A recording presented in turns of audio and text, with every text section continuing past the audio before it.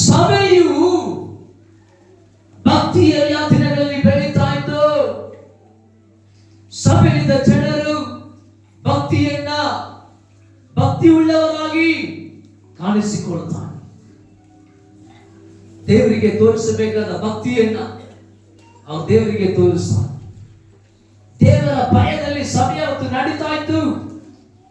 ಜನರಿಗೊಂದು ದೇವರ ಭಯ ಇತ್ತು, ದೇವರಲ್ಲಿ ಭಕ್ತಿ ಇತ್ತು.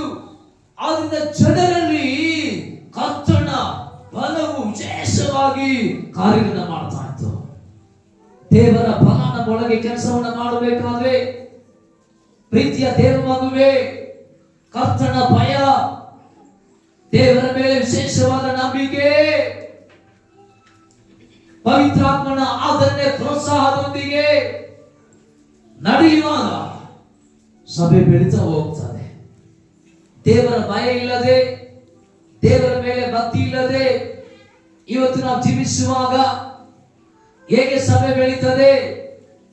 ಸಭೆಯ ಬೆಳವಣಿಗೆಗೆ ಮುಖ್ಯವಾದ ಕಾರಣಗಳಲ್ಲಿ ದೇವರ ಭಯವೂ ಕೂಡ, ದೇವರ ಮೇಲೆ ಭಕ್ತಿ ಕೂಡ ಒಂದು.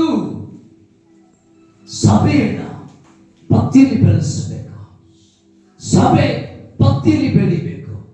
ಸಭೆ ದೇವರ ಭಯದಲ್ಲಿ ನಡೀಬೇಕು.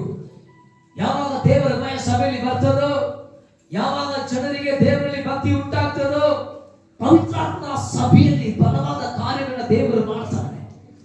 ಪವಿತ್ರಾತ್ಮನ ಮಹಿಮೆಯಾದ ಕಾರ್ಯಗಳ ಸಭೆಯಲ್ಲಿ ಮಾಡ್ತಾನೆ. ಇವತ್ತು ದೇವರಿಗೆ ಭಕ್ತಿ ತೋರಿಸೋರು ಬೇಕು. ದೇವರಿಗೆ ಭಯ ಪಡೆದು ಇವತ್ತು ದೇವರಿಗೆ ಬೇಕು. ಭಕ್ತಿ ಇಲ್ಲದೆ, ಭಯವಿಲ್ಲದೆ ದೇವರನ್ನ ಹೇಗೆ ಮೆಚ್ಚಿಸುತ್ತಿ? ಭಯ ಇಲ್ಲದೆ, ಭಕ್ತಿ ಇಲ್ಲದೆ ದೇವರನ್ನ ಹೇಗೆ ನೀನು ಮೆಚ್ಚಿಸಲಿಕ್ಕೆ ಸಾಧ್ಯ? ಸಭೆ ಬೆಳಿಬೇಕಂತ ಆಸೆ ಪಡ್ತೀವಿ, ಸಭೆ ಅಭಿವೃದ್ಧಿ ಹೊಂದಬೇಕಂತ ಆಸೆ ಪಡ್ತೀವಿ, ನಮ್ಮ ಸಭೆ ಬೆಳಿಬೇಕಂತ ಆಸೆ ಪಡ್ತೀವಿ.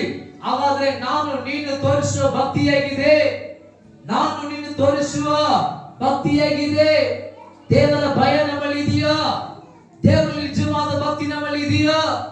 ಆ ಕಾಲದಲ್ಲಿ, ಅಪೊಸ್ತಲರ ಕಾಲದಲ್ಲಿ ಜನರಿಗೊಂದು ದೇವರ ಭಯ ಇತ್ತು, ಜನರಿಗೊಂದು ದೇವರ ಕುರಿತಾಗಿ ಭಕ್ತಿ ಇತ್ತು.